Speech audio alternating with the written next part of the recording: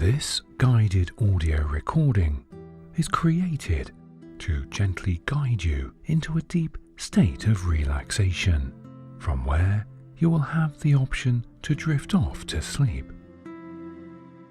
In a few moments, you will embark on a pleasant and gentle journey of visualization that will take place within your mind. This story is set in a mythical village known as the Haven, and is one of many stories you can find in our Haven series. To begin your journey, find a comfortable place where you'll not be disturbed, and sit or lie down. Close your eyes and take a few long, deep breaths, allowing yourself to relax.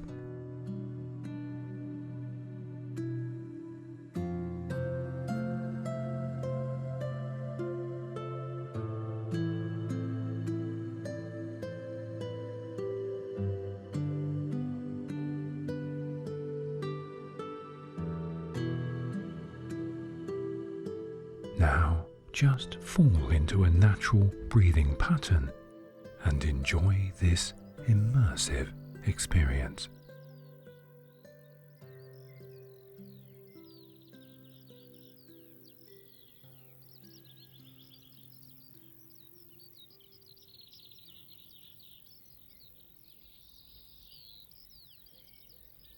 The winter sleep is over, and spring has come to the Haven in an exuberance of colourful blossoms and unfurling leaves. Migratory birds have flown in to nest, and the very air seems to tingle with light and growth.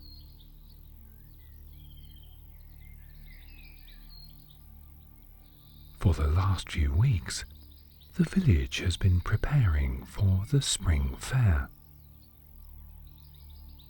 Because not many people live in the Haven, it will not be a big event, but there will be crafts and food stalls, a meal provided by the shop and inn, and when the sun sets, an informal dance.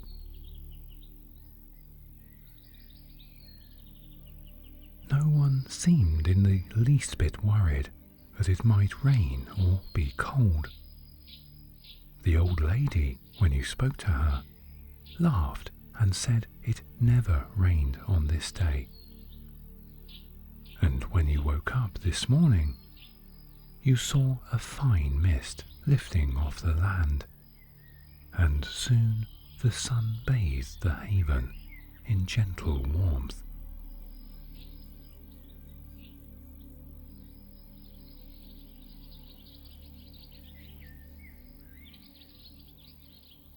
Just after lunch, you walk down to the village through your small wood, where anemones and primroses star the earth under the trees.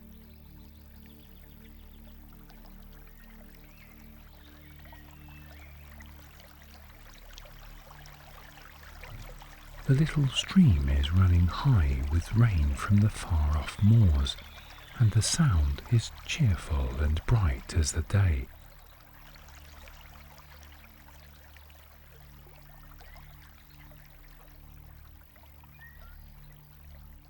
Everywhere is the sound of whispering leaves and birdsong, and you stop to look down toward the great oak. Its leaves are already unfurled, and its sheltering branches seem to lift up toward the sky. You nod to the huge old tree as if greeting an old friend, before walking on and leaving the wood for the field.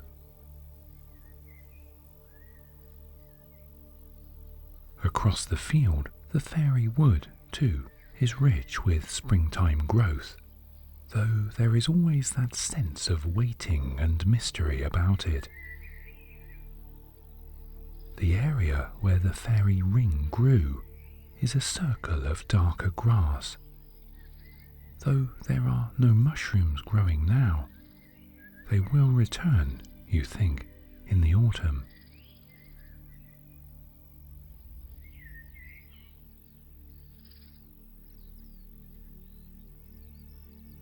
You go down toward that gate leading onto the village street and past the standing stones, pausing to lay your hand on one.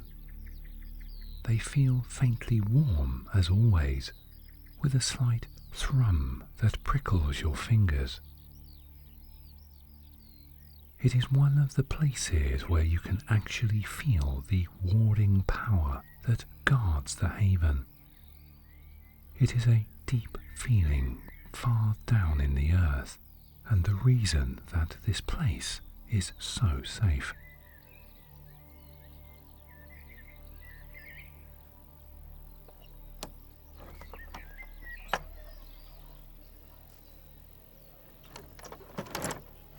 Going through the gate, you see that the walled village green has, for today, become a fair.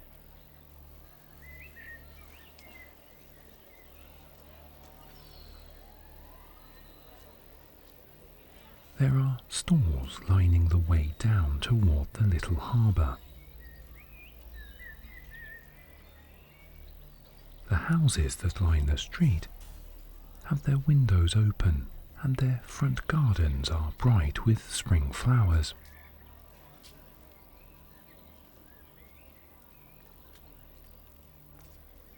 Blossoming trees whisper in the warm breeze, and petals scatter across you. The small tea garden beside the shop has its tables set for refreshments, and further on, the old inn has also chairs and tables set out.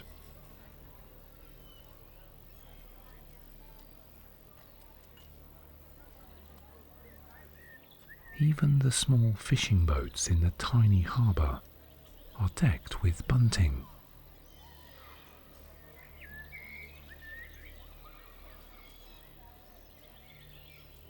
People wave and smile at you as you walk. Sometimes you stop at the stalls and look at what is being sold. It is all local. Cakes and bread, honey, preserves, ales and wines, pictures set in frames, pottery, embroidery. If you choose something, the stall holder will have it delivered to your house, so there is no need to carry it around.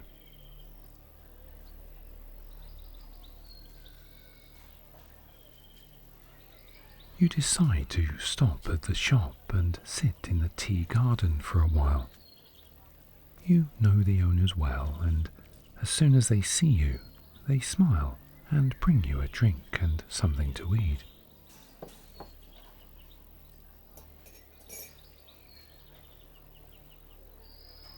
You relax, watching the people of the haven pass up and down the street, or stop to talk.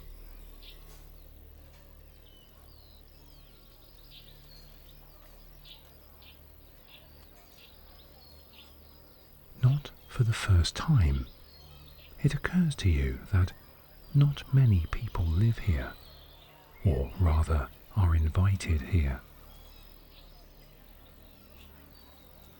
It makes you feel extremely privileged.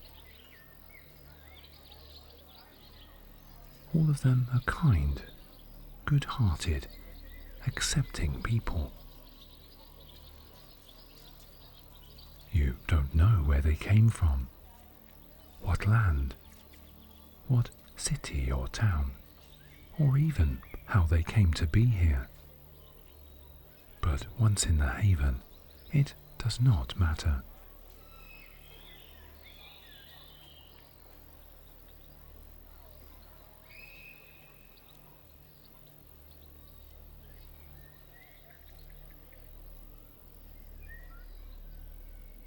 After your tea and cake, you walk slowly up to the little harbour and look out over the bay toward the headland, where the pine trees stand like guardians to the open sea.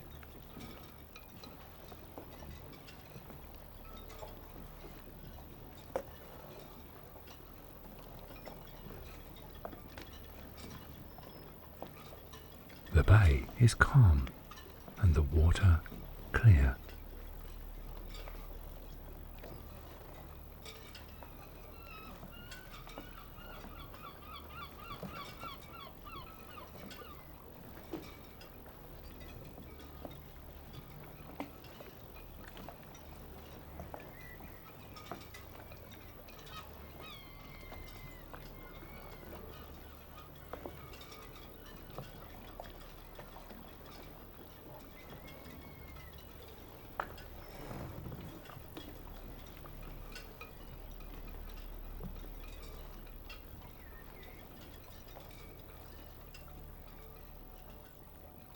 You breathe in the briny scent for a while,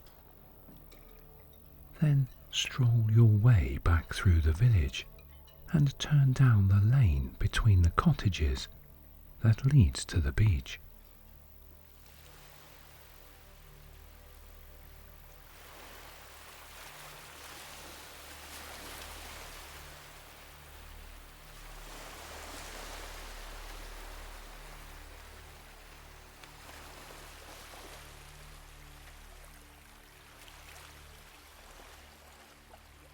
The back of a dolphin showed, smooth and grey as it curves out of the water. And then another, and then you smile. You know that they follow the rising boats out, and the sailors think of them as good luck. You've heard the murmurs that they are actually merfolk, who choose to look like dolphins most of the time. Thinking of what you have seen in the haven, you would not be surprised if it were true.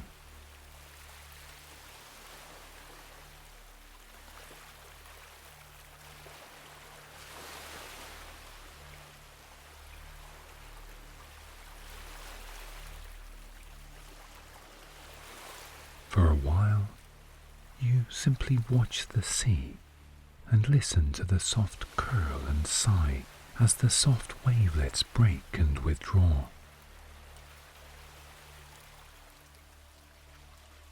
The high cliffs rise to the south, and the seabirds nesting look like tumbled white flecks against the blue sky.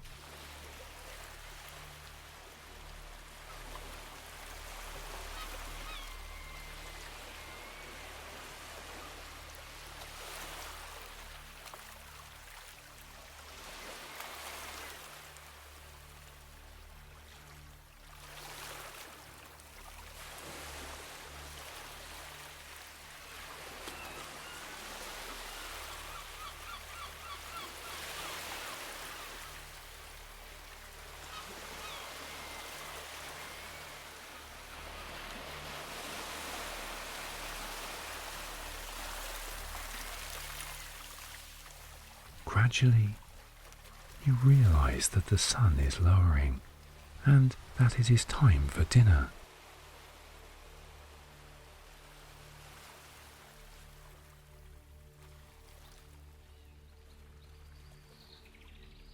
You walk back down the lane and into the street. Most of the stalls are still open, but people are now ready to eat and relax before the dancing later. Outside the inn, tables have spilled out like a continental street cafe, and the old lady waves at you to join her.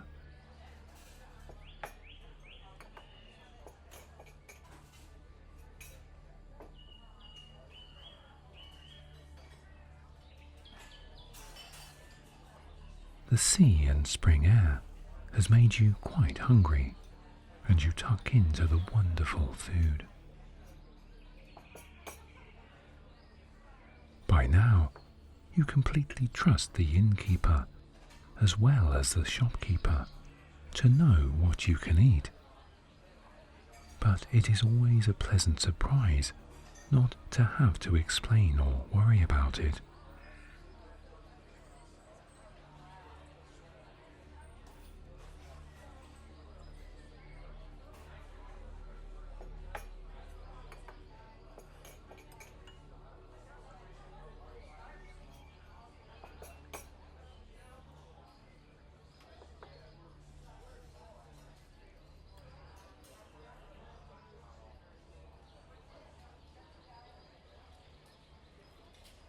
When your dinner has gone down, you wander back to the stalls, stopping by one you are sure was not there before.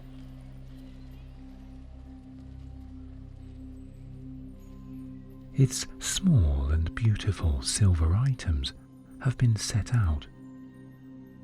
Necklaces, bracelets, rings, and earrings. The stallholder stands back under a deep awning. They seem to be wearing a long cloak with the hood over their face, rather like the pony trap driver. Still, this kind of mystery is just part of the haven. You have thought about the fairy wood and the Fayre, and the white stag, who is not a stag at all, and wonder if the inhabitants of the wood might choose to move around the haven, hiding themselves or in disguise. And so you linger, looking at the bright silver. Everything is so exquisitely made that you are astonished and really can't choose one thing. In a quiet voice, the stallholder asks if they might suggest a good luck charm for you. In the haven, you feel that a good luck charm is exactly what it says. You agree, and they tell you to hold out your hand and close your eyes. Smiling a little, you do so, and feel a cool, metallic object dropped onto your open palm. Looking at it, you see a truly beautiful silver pendant in the shape of a sprig of yew tree and edged with tiny glittering stones. A heavy silver chain allows it to hang about your neck. The stallholder tells you not to forget it, even if you need to go into the outside world. It still has power. You nod. You have already felt the power of the fairy wood and the ancient yew in its depths. Automatically, you search for some money to pay for it, and they laugh softly and shake their head, telling you it is a gift. You ask if it could be delivered to your house with the rest of your purchases, and they tell you, of course.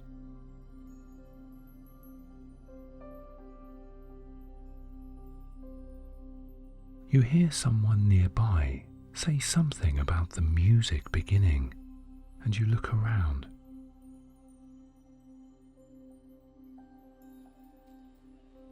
When you look back to thank the stallholder, they are gone.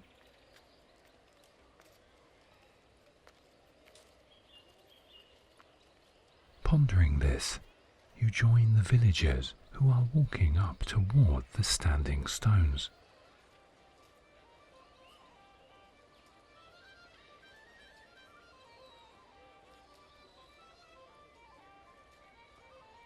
You can already hear the music. A few people are dancing, not in or around the stones, but nearby.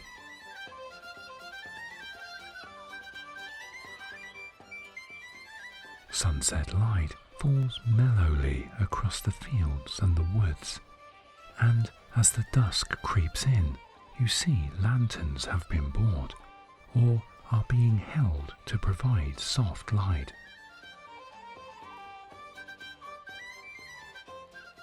A small stall has been erected and serves hot drinks, tea, coffee, hot chocolate, and mulled wine. Chairs have also been set out. You don't know who is playing the music, but it has an unearthly and beautiful quality that draws you in.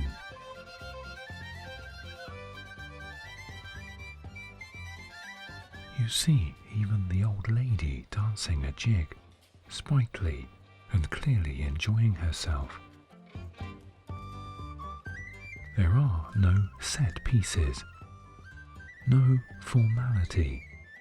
People are just dancing however they wish, or clapping if they don't want to dance.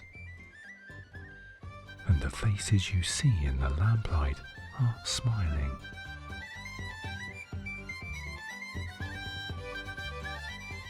A huge spring moon floats above the trees of the fairy wood, spreading its own silver light across the land.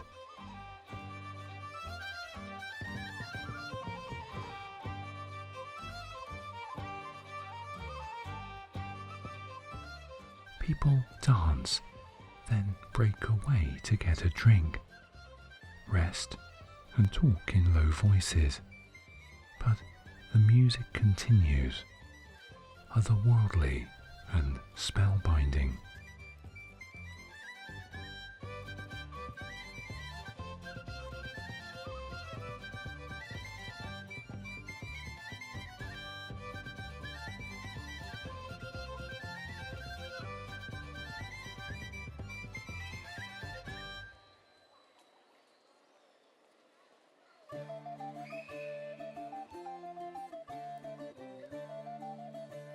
Lights flicker in the dark field. Not fireflies, you think, but you cannot make out what they are.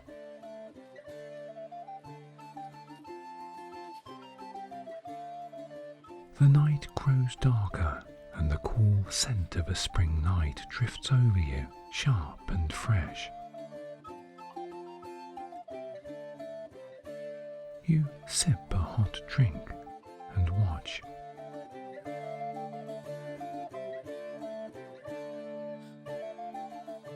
Now there seems to be more dancers than there are people in the haven. You glimpse the flash and flicker of a lamp, and moonlight on long hair, the glitter as of jewels. You straighten as the people become clear. The Fae of the wood have come out to dance.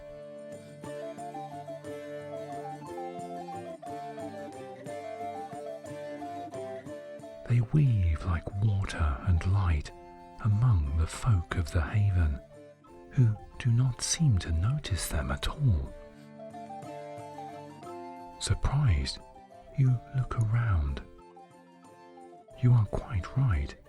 No one sees them except you and the old lady. She is standing quite close to you, and you see her smile over her glass of hot wine and incline her head. Then she turns her bright old gaze upon you and winks, sharing the secret.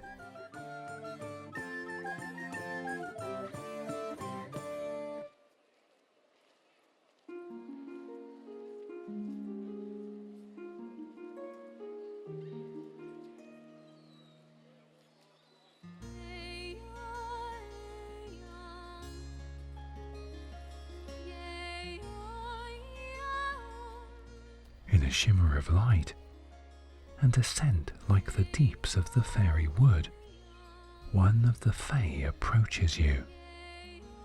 The moonlight sparks on their crown. They bow to you and then offer their hand. Feeling as if you are in a dream, you allow yourself to be lifted up and dance.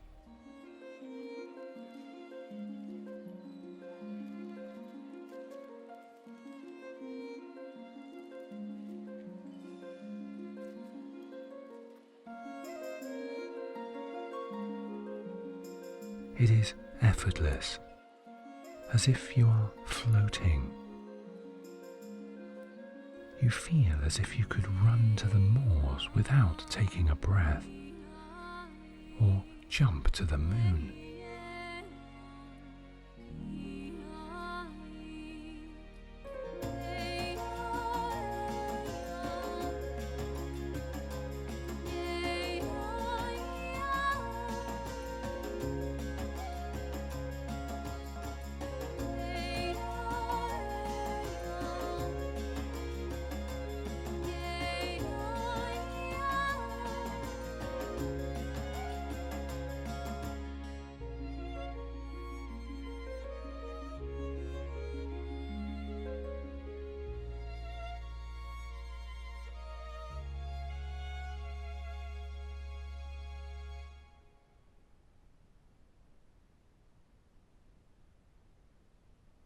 When you stop, you see that everyone has gone, save for the old lady and the Fae.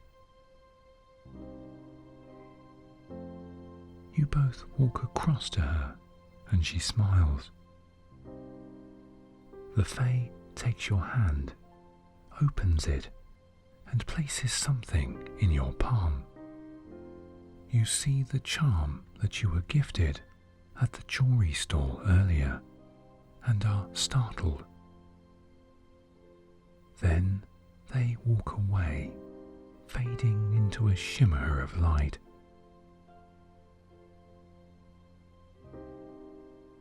The old lady looks at you and says it's time to go home.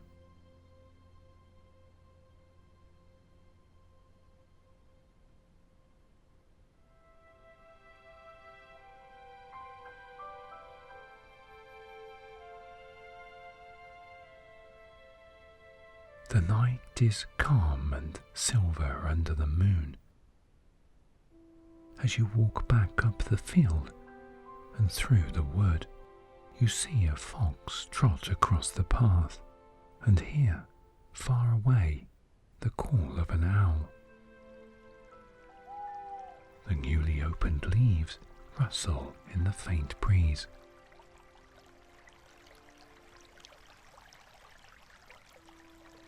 You cross the tiny bridge and step out onto the lane. You can see the porch light of your house glowing warmly in the night.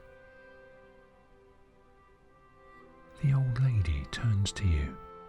She gives your hand a little pat and tells you that some people are special.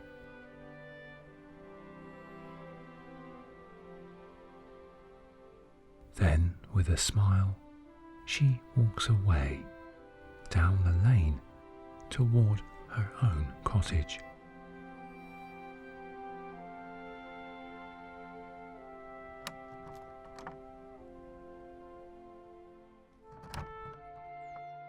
You let yourself into your home and go up to bed. Going to the window of your bedroom, you look out onto your garden and see For a moment, a flash of white. The white stag lowers its head and then turns and jumps the hedge, running lightly away toward the fairy wood.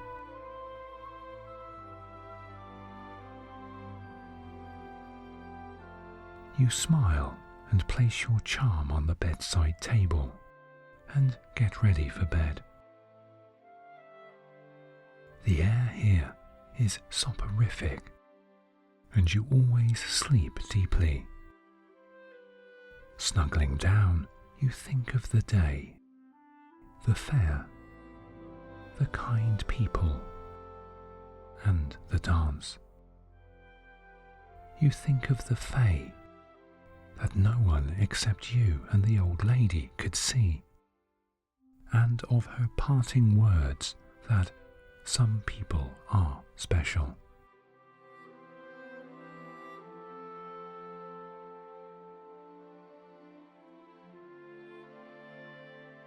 You relax, drifting deeper into complete relaxation. Your limbs seem to dissolve into the comfort of the bed.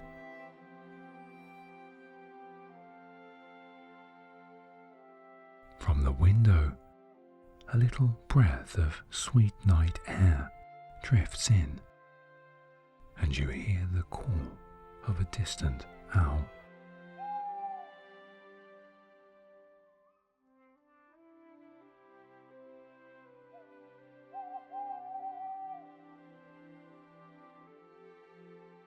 Whatever the magic of the haven, you know you are always safe.